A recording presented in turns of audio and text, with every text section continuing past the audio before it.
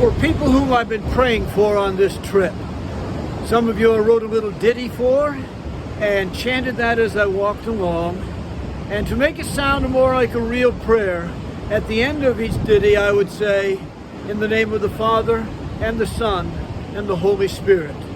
Today out here in the Mar de Fora, on the west side of the Finisterre Peninsula in Spain, is the end of our walk. So I've decided to have a little bit of a ceremony here and cast each of your burdens symbolically into the sea in the name of the Father and the Son and the Holy Spirit. First of all, for my friend whom I've never met, Carrie Kind, I'm not even sure if your name is Kind or Kind, but for my friend whom I've never met, struggling with the idea of a double lung transplant at this point in life.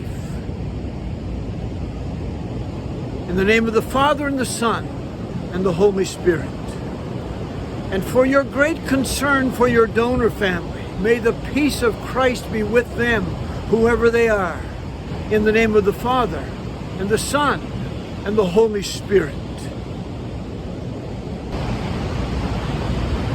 For a good friend of Lorraine and I from college days, Joy Magnus, struggling with end-of-life issues, possibly a brain tumor and beyond. Thank you for coming to visit us as we traveled through your province just a while ago. In the name of the Father and the Son and the Holy Spirit.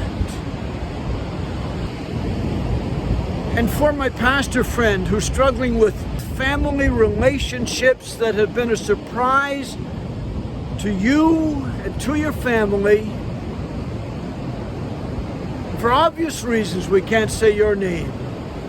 But in the name of the Father and the Son and the Holy Spirit. I have a friend named Bonnie who has a close friend who is having malicious lies, life-altering lies spread about them. In the name of the Father and the Son and the Holy Spirit. A middle-aged mom struggling with addictions more than she wants in her life. Said, this is not what I want for my life. And I wrote this little ditty for her. And again, we won't share the name. But I wrote this little ditty for her because your struggles are real. Your struggles are deep.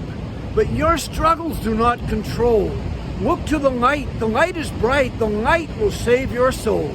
In the name of the Father and the Son and the Holy Spirit.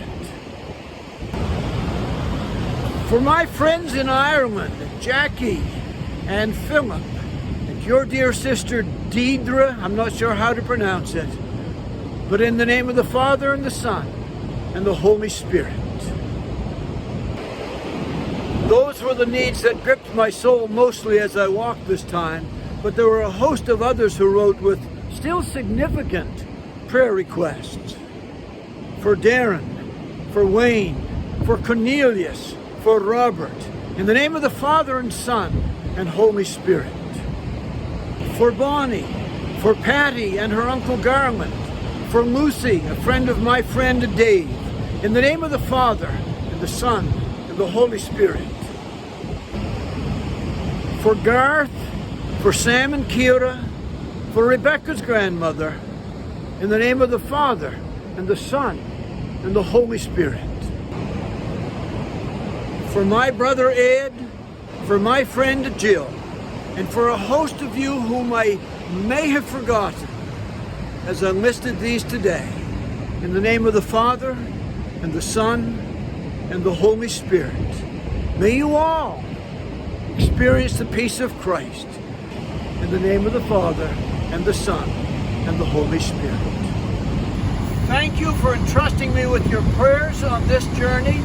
The journey is done. I'll continue to pray a little bit, but not so extensively as before. 1 or 2 more days of walking, but those prayer steps will be for my prayer partner and the life that's in front of her.